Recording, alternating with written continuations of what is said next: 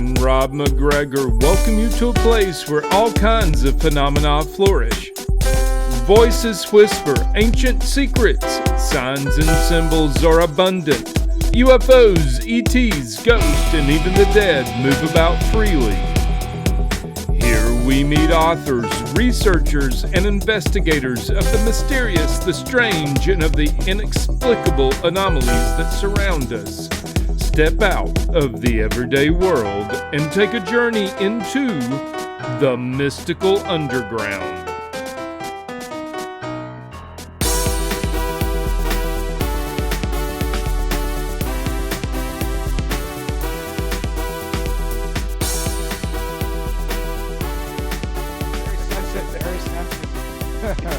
Situation here. It's technology. Technology is awesome, wonderful. All right, we'll try it again in 3, 2, 1. Welcome to the Mystical Underground. Thank you for joining us. This is Rob McGregor and Trish McGregor, and our producer and tech magician, John Posey. You can go to themysticalunderground.com where we make regular blog posts and where you can find out about our books. Among them are Phenomena, Harnessing Your Psychic Abilities, The Secrets of Spirit Communication, Sensing the Future, and Aliens in the Backyard.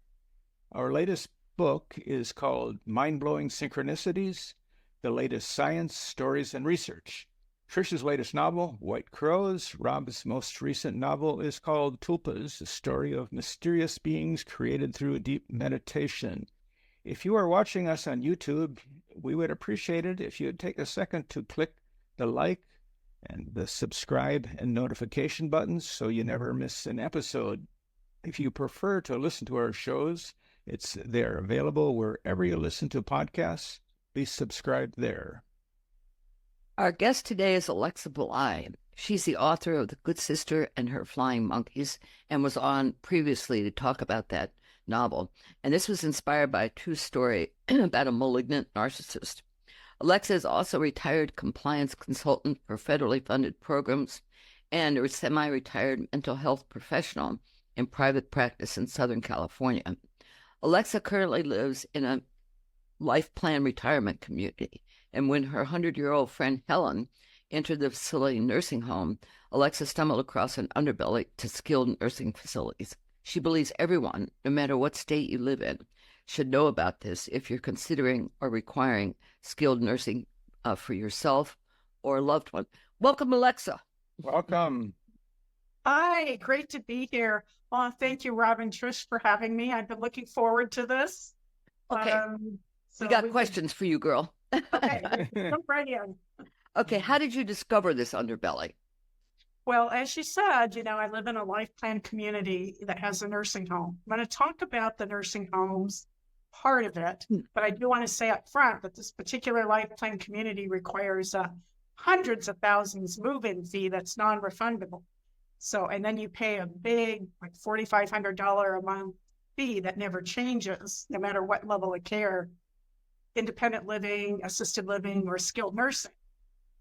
But like one of my friends over there told me that taking care of his mom, he had issues that he needed corrected for his mom, and they wouldn't do it. And they said, well, if you don't like it, move.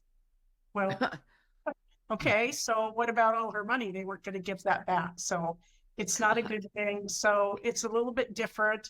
However, what I'm going to focus on here is the nursing home and what I discovered. And what I discovered was that when my good dear friend Helen, who was 100 years old at the time, moved from her independent living to her skilled nursing. She's 100 years old. Life went from great to ugly. I mean, it just got ugly. I was shocked and it was scary. And I would visit her every night and come home in tears. She just was not treated well. And she, at the time, decided she wanted me, knowing I was a writer, to start taking notes that she would dictate to me to write about it so that other people would know what happened. And that way they might not go through the same thing. Little did we know at the time how that there was such a deep underbelly running all the way up to Medicare, actually, in terms of not paying attention to what goes on. So And Medicare gives these facilities their stars, right? they give them their stars, and Uh-huh. they base their stars based on the investigations done by state agencies. They contract with all 50 state agencies, public health in the United States to do the investigations, because the state already does investigations of complaints about nursing homes for the state requirements. So it makes sense to do both at the same time. And if they're done well, then the Medicare 5-star rating would mean something. But as we're going to talk about, they're not done well, and the ratings are very misleading. I have a question about your okay. facility. Does it have an Alzheimer's unit, and are there many people in that if they do? We do have a memory care unit for Alzheimer's. It can take up to 10 residents. Okay. And And I know of, Has there been trouble with that one?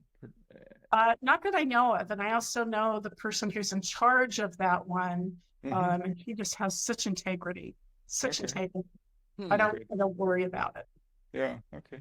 Thank Well, you for the question. there were a lot of synchronicities that led you into this deeper and deeper. What were some of them?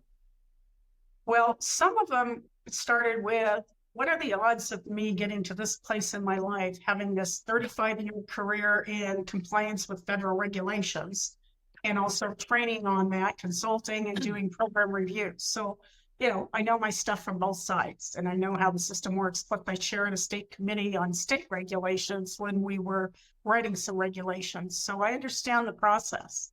And then I have this other career of being a mental health professional. The consulting I did on the side, but it actually took quite a bit of time.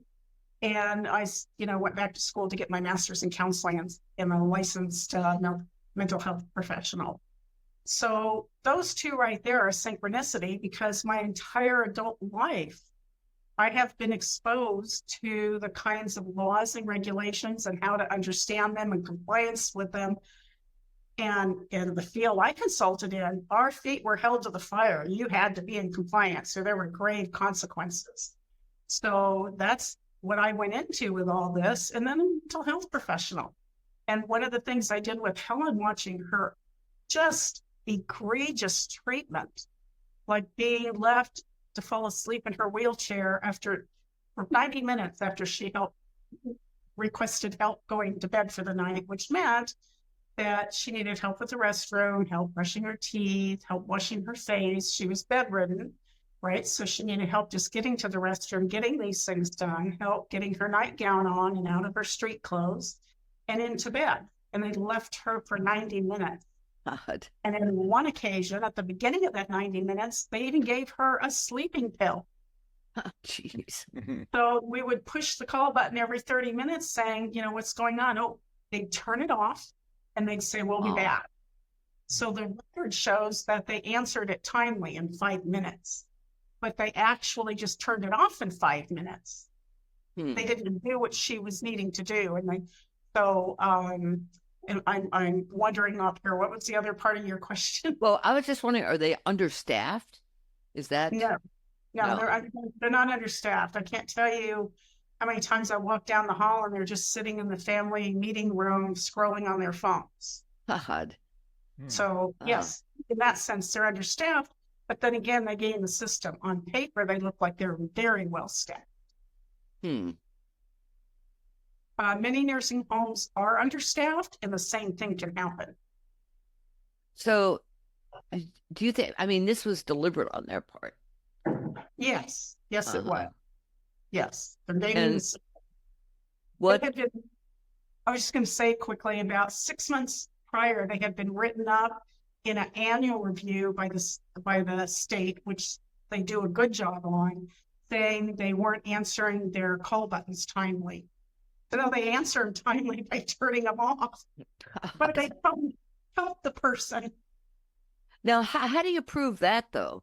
I know you had photos of Helen sitting for 90 minutes in her wheelchair, but if somebody says, well, we answered it and what they did was turn it off, there's no way to prove that, is there?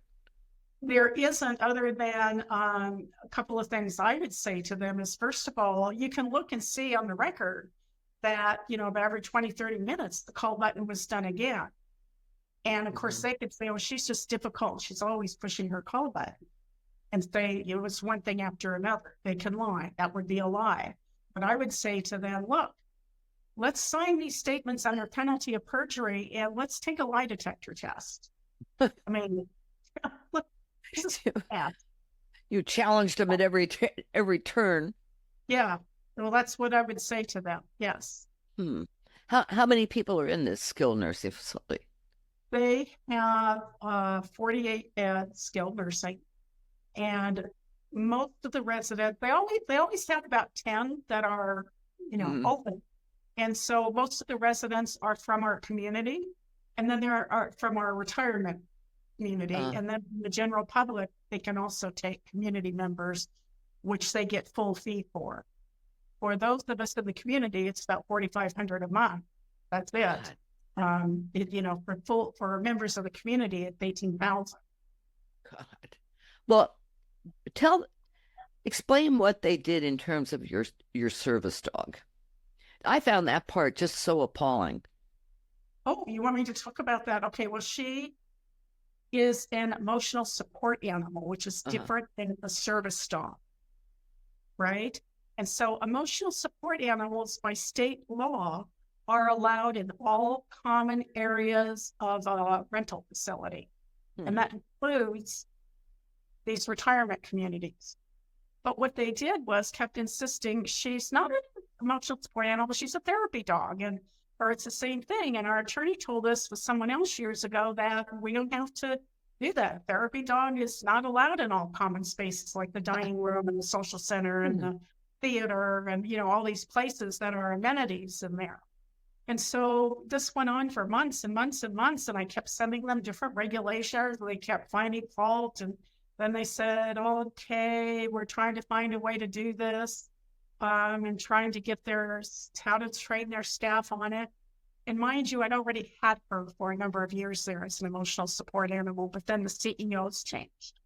And so basically, and there's a long story with that, but basically, long story short is they withdrew their approval of what's called a reasonable accommodation to have her accompany me in common areas when medically necessary.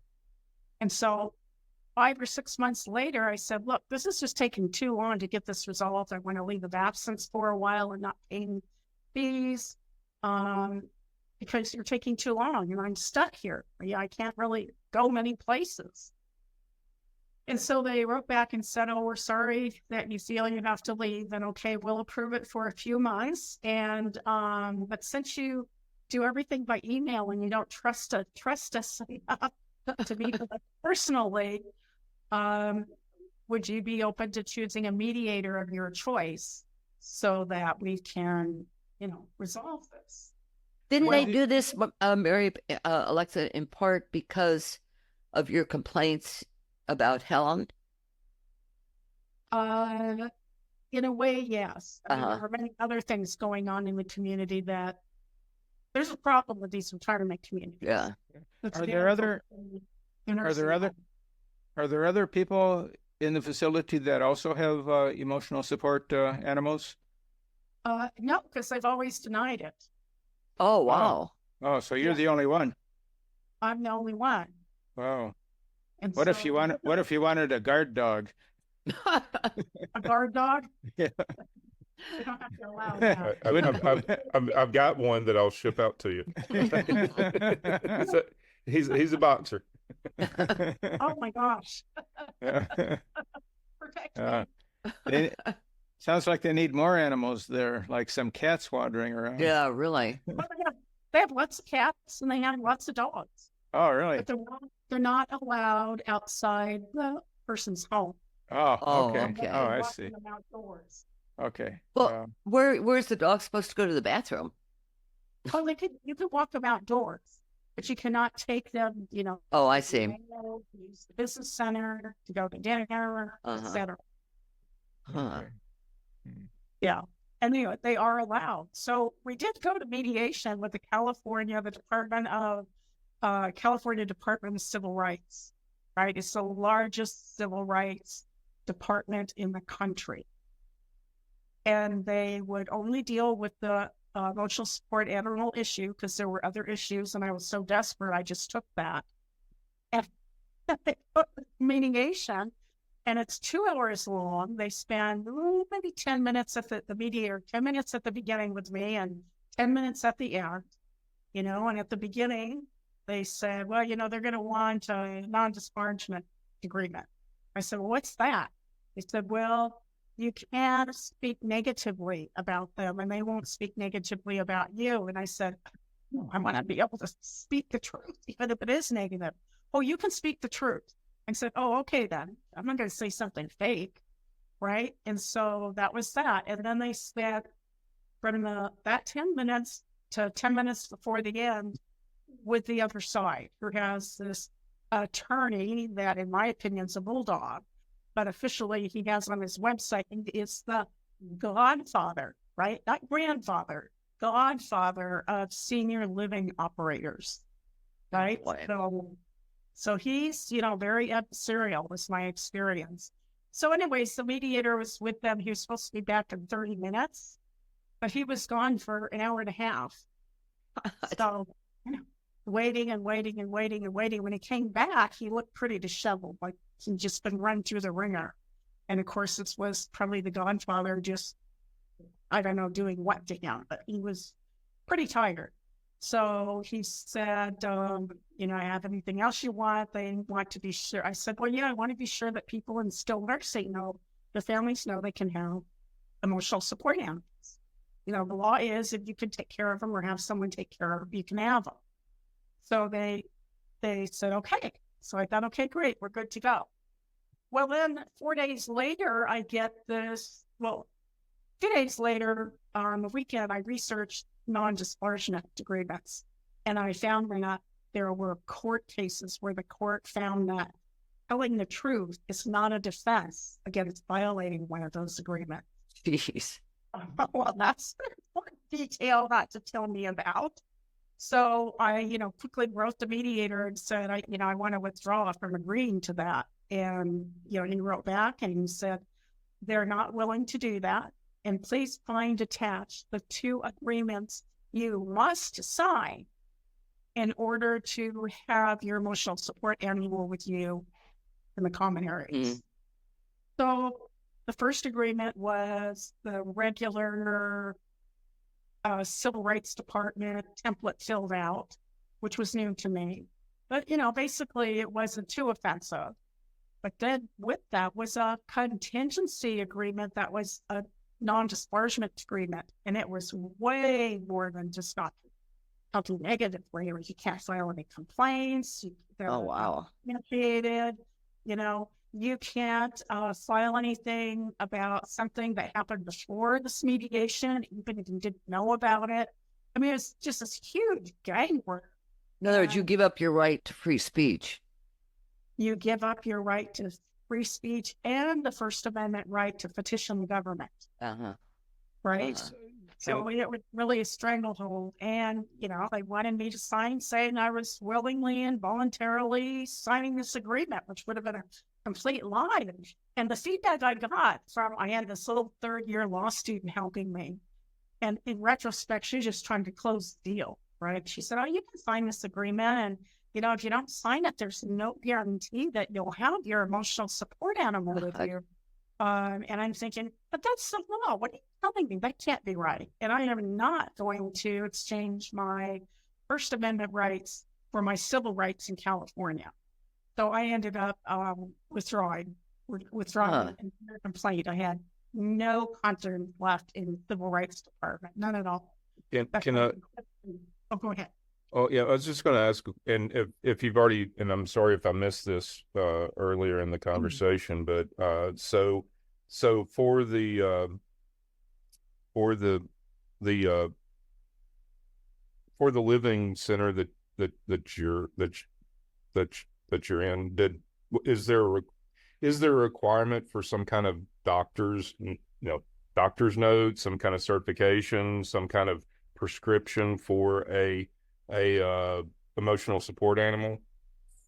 Okay. Well, is that...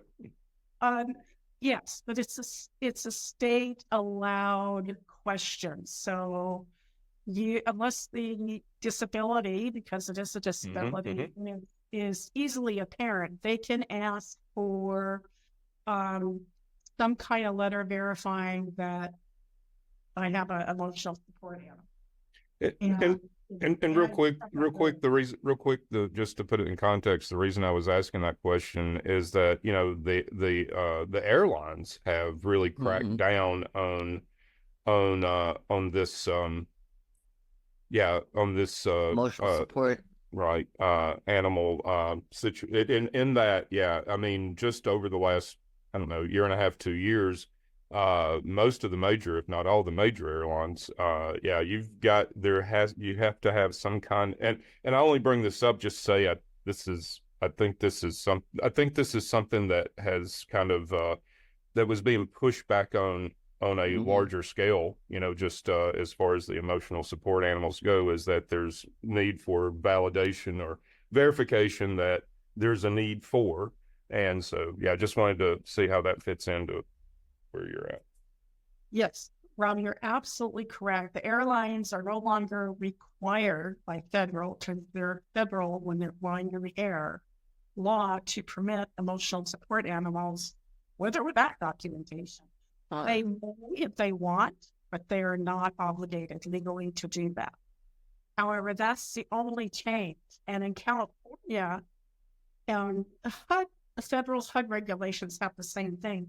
When you're a tenant in housing, you have a right to have an emotional support animal with you. And what that means is you have a right to ask for, and you don't even have to use these words, a reasonable accommodation to the no pet policy or the new pet policy about common areas, right, in my case.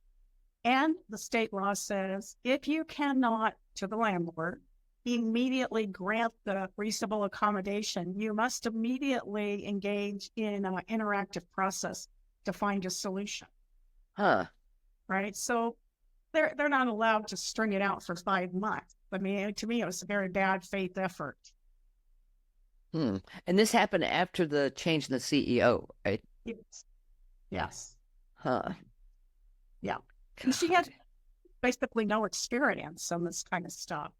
So, you know, from my perspective, they have a fiduciary duty to hire someone with experience. You get attorneys involved and it becomes adversarial. Yeah. I'm just a senior citizen. You know, I don't want to hire an attorney to have something that the state clearly says I'm entitled to. And, you know, they're a little looser with the documentation in California. It can be a letter, which I have a really good letter. What Rob was referring to was over the past years, all these little online businesses that are thrown up saying they could just write a emotional support animal letter for you to give to the airlines and that type of thing.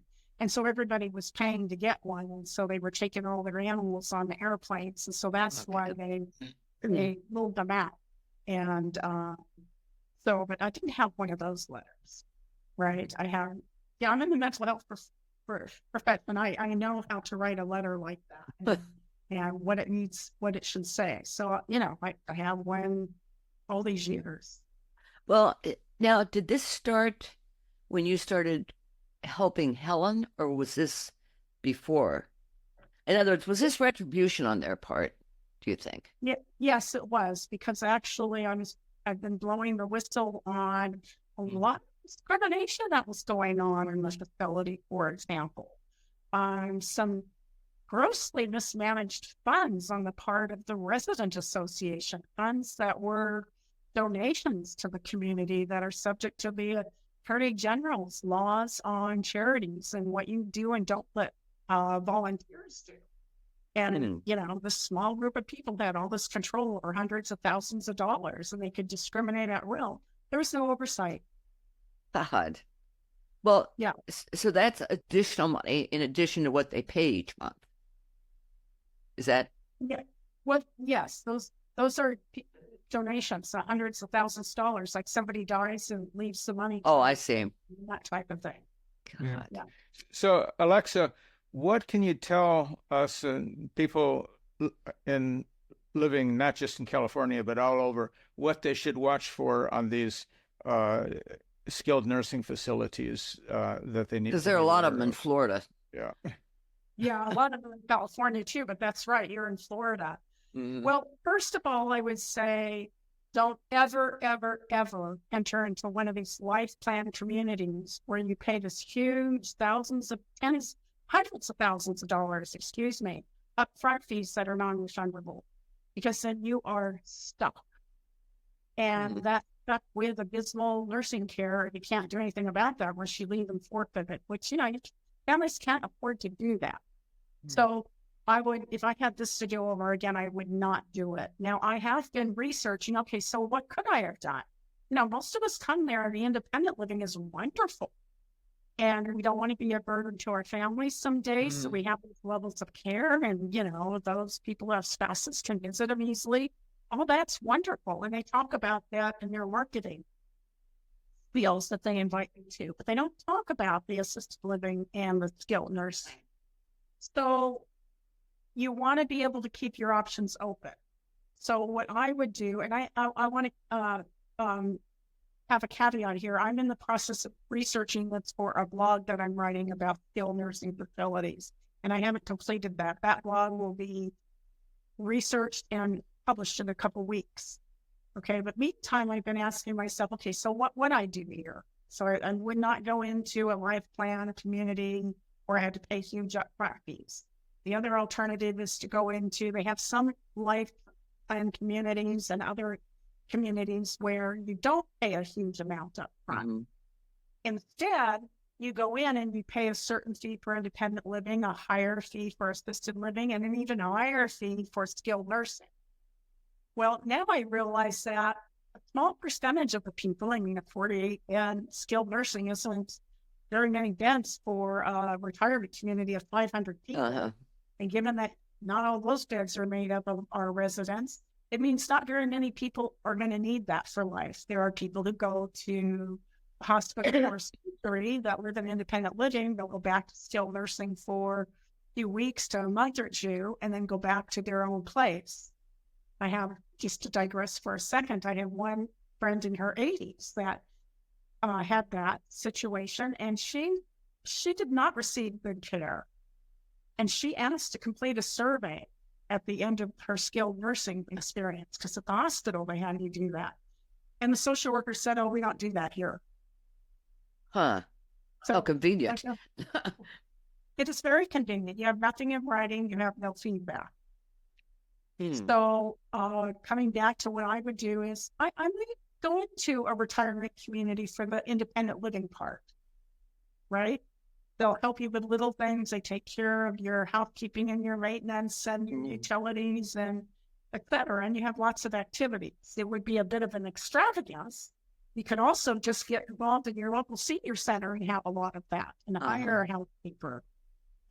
What I would also do if I did that was I would save the money that I would have had to put up front as if I had paid it, but I would put it in a money market account or somewhere where I can access it if I needed some care later in life. The odds of me needing long-term care in skilled nursing facility for a long time, pretty slim. Helen had been there 22 years, so she had paid hundreds and hundreds and hundreds and hundreds and hundreds of thousands of dollars. But you're also paying each month. Part of that $4,500 is medical or future medical. You can even deduct it off your federal tax Schedule A. So that's deductible. So Helen had big parents. She would say to me, "Mary, I've been paying all these years. This is not right. I should be treated well." We're used to being treated very well in independent living, so we expected at all levels. However, from mid-management down in those communities, or at least this one, wonderful care. They know your name, every staff person, almost 500 people. Can you imagine that? If there's something they can do to help you, they'll do cartwheels to make it happen for you. It's just very nurturing. But when you get to the administrative level, it's not the same. They don't take care of you. And as you can see in the case I'm talking about, it is egregious in the ways they don't take care of you.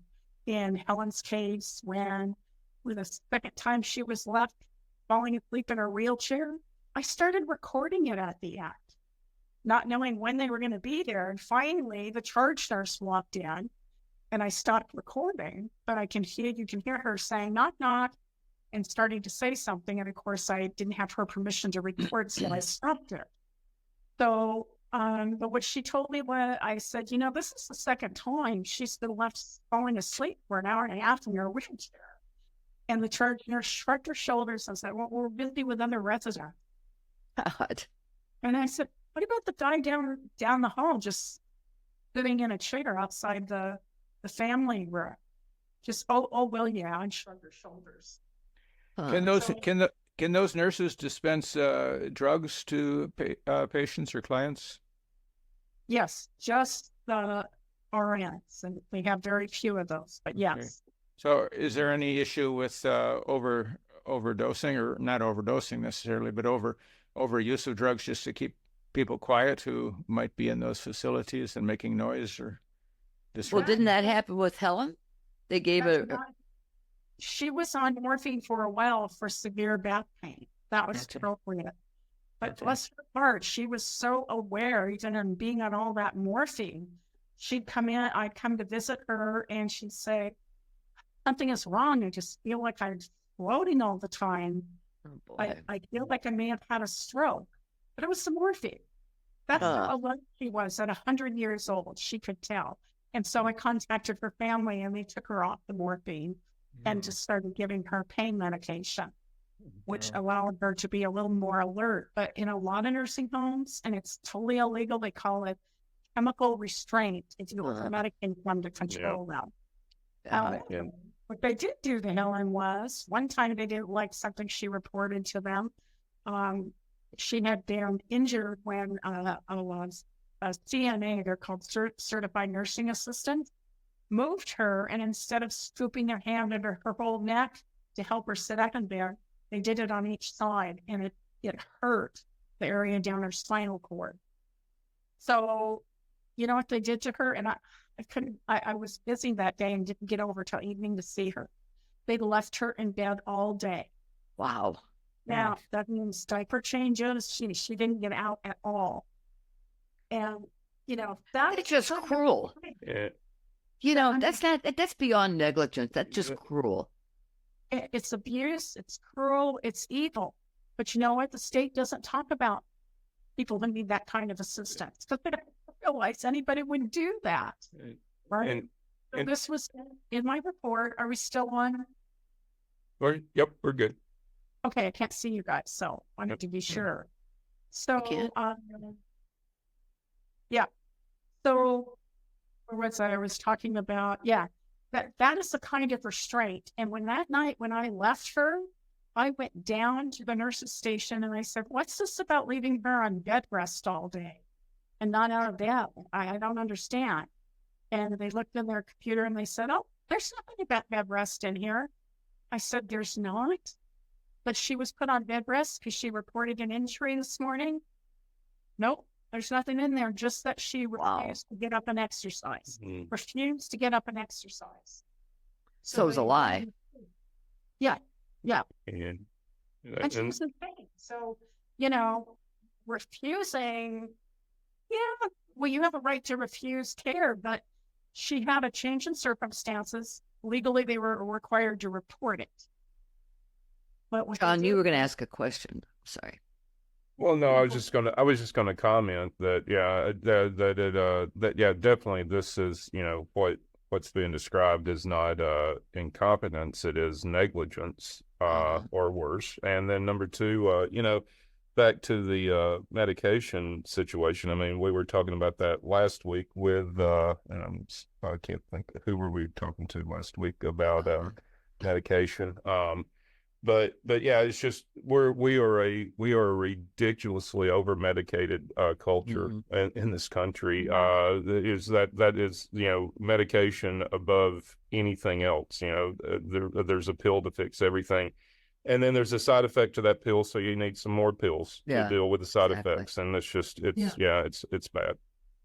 Yes, and people in those situations should get an outside consult to review all of what's going on.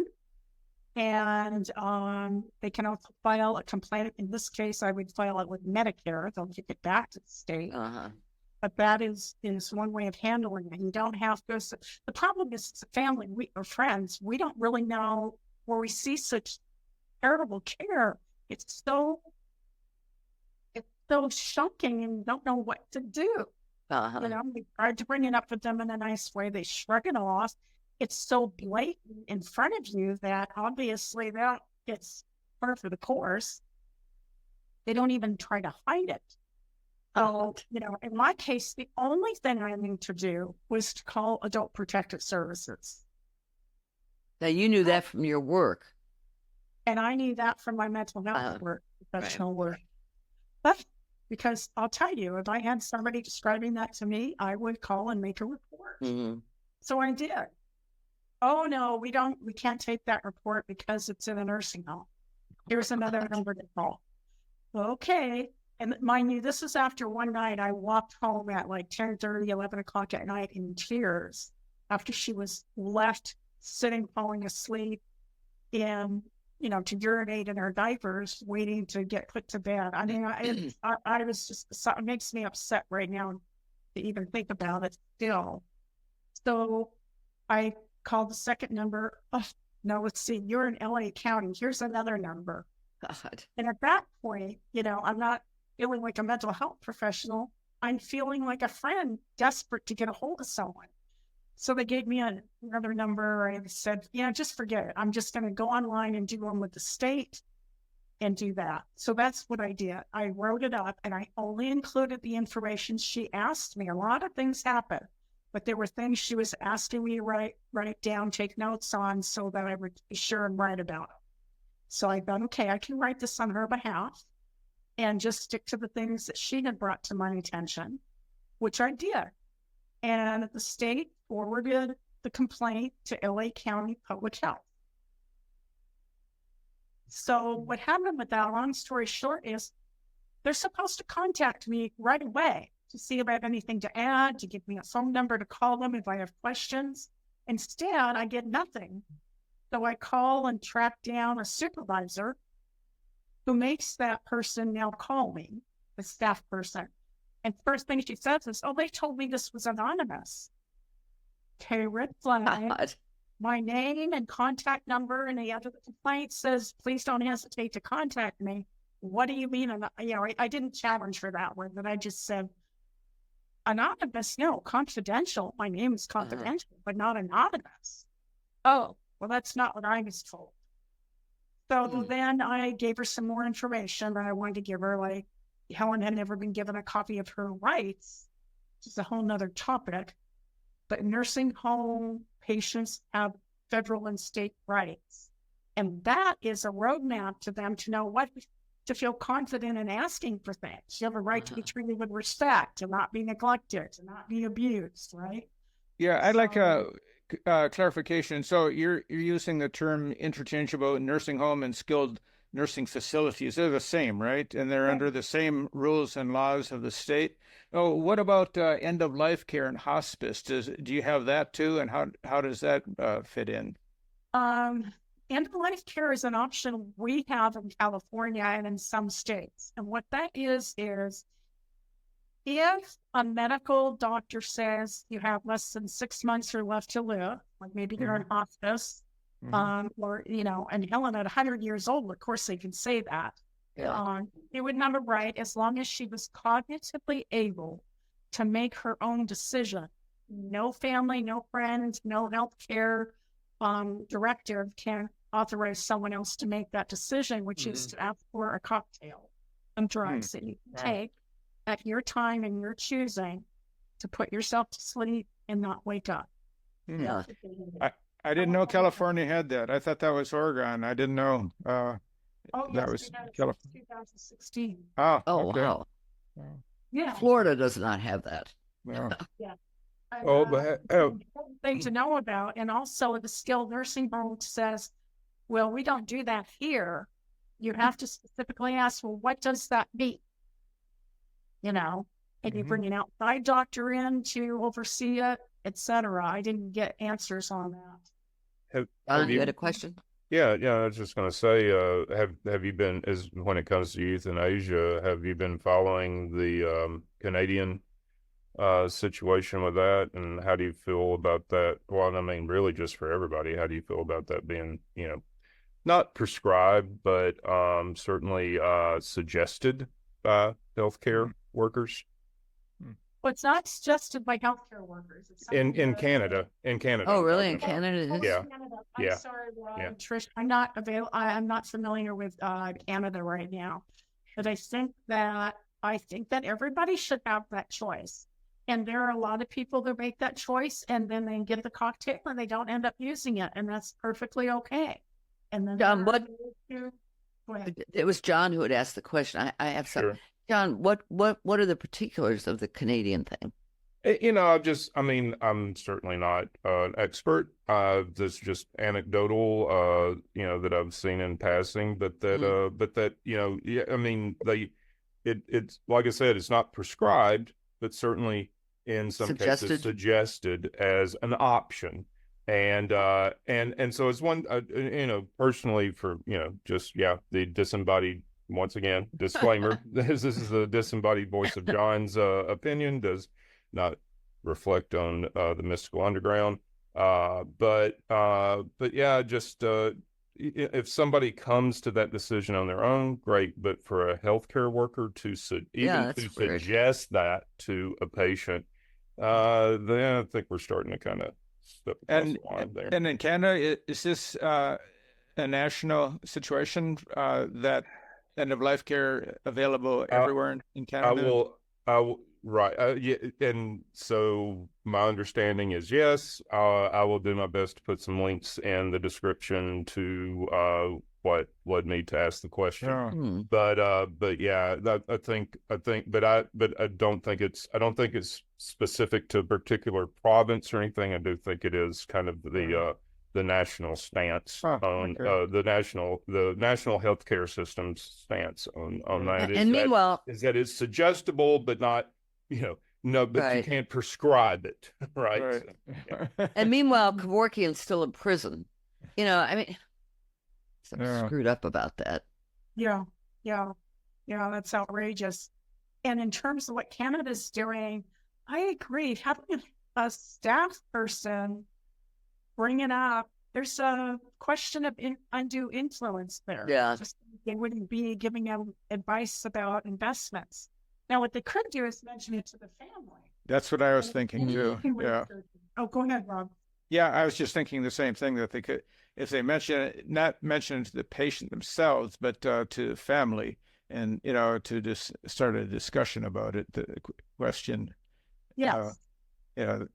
Because not everybody knows, and yes, I would say definitely not the resident. Right. They're too fragile. So yes. So one of the things I did do with Helen was I sat down and said to her, okay, you have different levels of care when you're in skilled nursing. You can have, there's 4 levels. You can have all the life-saving medications and everything to just keep you going that you want. And that's fine. A lot of people choose that. You can go on palliative care where they keep you comfortable. You might still even be taken to the hospital, I think, or something. It's different than hospice. But they keep you comfortable, but they don't give you lots of medication to keep you alive. Then you have hospice, which you qualify for if you have just 6 months or less to live, and they just keep you comfortable. If there's an emergency, you don't go to the emergency room. But you also have additional services that come with that Medicare pays for, which is important. And then the 4th choice is the death with dignity. So when I went over that with Helen, at that time, earlier she had wanted it. Things happened with her family that she didn't go through. She said, no, I can't do that. I want hospice. Okay, we got her on hospice. And not all hospices are good. This one was okay. It seems that, some people can survive longer than 6 months in hospice. Like, I don't know, how long has Jimmy Carter been in the hospice? Yeah. A long time.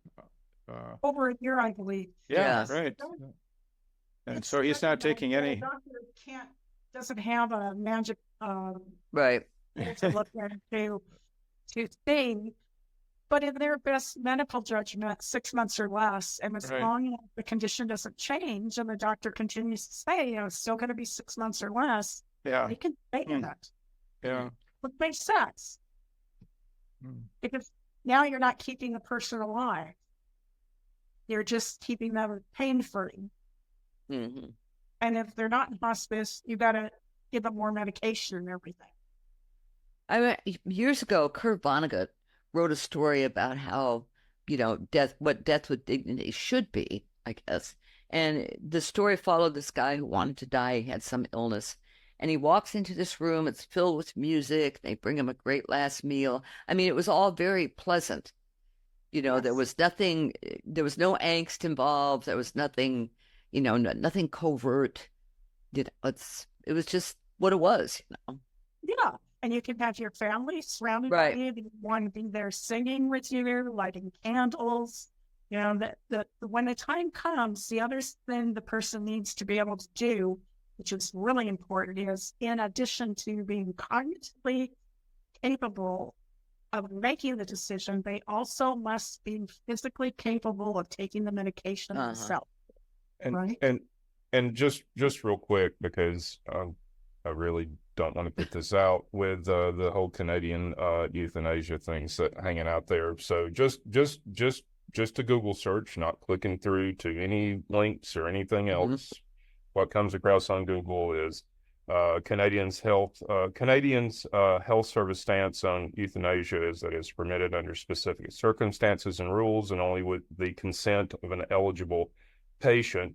Eligibility: patients must meet specific criteria, including having a serious and incurable illness or disability or being in an advanced state of irreversible decline. They must also have enduring and intolerable physical or psychological suffering that cannot be alleviated in ways that they find acceptable. 2 independent doctors or nurse practitioners must approve a written request for euthanasia. And then, it kind of goes on from there. Now, like I said, anecdotally, thank you. What I've seen, because that doesn't really address what concerns me about some of the stories that I've heard, where it is being, like I said, not prescribed but suggested as a path forward. But anyways, so that's what bothers me. But like I said, I just wanted to throw that out there. I'm not. I don't think anybody on here is an expert on Canadian healthcare services, national healthcare services, but that is just like a summary right off the top. So, I think that by having laws like that, it probably cuts down on the number of suicides. Like a friend of mine in Florida, we don't have anything like that. He's severe Parkinson's. He jumped off a bridge, and all he did is broke his hip and came back to the surface. And so he's and he had to have his hip replaced. Still, and if there would have been something in Florida like they have in California, he would have taken it by now. Well, my dad, I think you and I had talked about this, Alexa. He had Parkinson's, and he lived with us for 2.5 years. And one day I walked into his room, and he was pulling a bag over his head. He had just read a book about how you could self-deliver. I said, Dad, you can't do that with Megan in the house. I understand that you're depressed, and he said, I know, I'm sorry. And he says, I wish Kevorkian was here. And I know how, I understood how he felt, You wish that it was legal, for crying out loud, that it is an option. Yes. It's a choice. Yes. Yeah. Oh, I'm so sorry. Yeah, it's...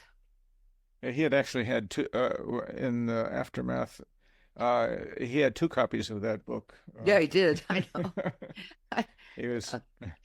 and finally, when I realized that we couldn't take care of him anymore, so he went to a facility where my sister was head of the nursing. So that worked for a while. There are no good options when you get old. That's... Well, And the options that are available when the care is substandard are not followed. So No. that's not really an option. The complaint I submitted about Helen, this little person at Los Angeles County Department of Public Health called me personally to say she was closing the case. It was unsubstantiated. Wow. And proceeded to tell me, and that means none of this ever happened. Wow. Talk about Deny. Yeah. And boy, that was a life changer. It's like, telling me it didn't happen when I witnessed it. I provided photos and videos. I didn't kind of online. And so then I went, and tried to get public records to see if she'd ever really even looked at the actual complaint I submitted. They're nowhere to be found in California. Wow. Finally, they tell me, oh, we didn't have them. We gave them to Medicare. You got to go through Freedom of Information Act. So now I've waited 5.5 months already for those documents. From Medicare. From Medicare. So it's completely hidden from the public. This facility continues to market itself as a 5-star facility. I mean, in the private sector, if somebody, covered things up and marketed themselves as a 5-star, they would have huge consequences. Medicare pays the states, but then in this case pays LA County billions of dollars nationwide to investigate these complaints. Why isn't this considered fraud by the states? It should be. And I would add one more thing here. I want to be sure I say this. So I had researched. Someone said, "Oh, these problems are not new." I went, what? So I researched and found that there had been Office of Inspector General's investigations going back to 2014. That's 10 years ago. That found that the complaints were not being investigated in a timely manner. They found complaints filed in someone's drawer who already retired. Everything was backlogged. Oh my gosh, that got everybody upset. The news covered it. All the media knew about this. The legislature came in and said, you got to clear these complaints now. And from now on, you have to have them done in 60 days, no later. Okay. So fast forward to now, they have no backlog. They're getting them done in 60 days or less because they're just marking them unsubstantiated. Wow. And So basically fraud. I mean, yeah, it's fraud. It's deceptive to the public. I mean, I'm very upset about this. yeah, don't blame This is him. not how I was going to spend my retirement, but I've gone to a news station now and waiting to hear from them to go. I want to be meeting kind of general here to help me with the public records request. And just real quick, because I mentioned or said earlier who we had reference to, we were talking to last week, which was Narendra. Oh, right. Yeah. Narendra, and so this is where where we were talking about is pain and suffering the same thing? Well, no, everything that's being talked about today is exactly how pain leads to suffering. Right. Yeah. Exactly. Good comparison. Yeah, that's a good comparison. Right. Oh, that's so tragic. Yeah. God. So what do we all do as we get older? We decide to live on an island somewhere and just support each other communally. I mean, it's Well, I guess you could go where they have socialized medicine, but it doesn't matter because if they don't, and they all have regulations and laws to protect the elderly, but they are not enforced. It is not safe. A couple of things I've come up with I would do differently is I might move into a retirement community where it's kind of a pay as you go kind of thing, just somebody in the movies. Okay, if I could afford it, and it wouldn't be $4,500 a month. Yeah. Or it might be $2,000 a month for all your food to be there and housekeeping in your place and et cetera, $2,500. It would be less. Or even if it was $4,000 a month, you wouldn't have that big upfront fee. And then if I needed assisted living, I would look into, put all this money aside that I didn't have to pay over here up front. I may have caregivers coming in and help me out. And if I needed some skilled nursing, I might take that. But board care homes are not, quote, skilled nursing. And that's especially important because Medicare doesn't cover that. And they do cover partially for 3 months in a skilled nursing facility. But board and care homes can give medication. From what I understand, they provide wonderful care.